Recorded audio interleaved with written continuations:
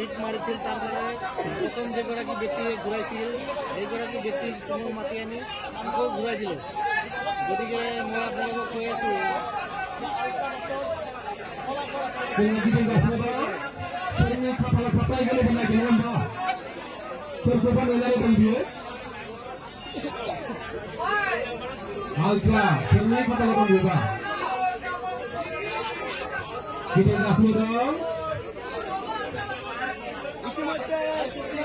তুমি জানে তার কথা কি আছে।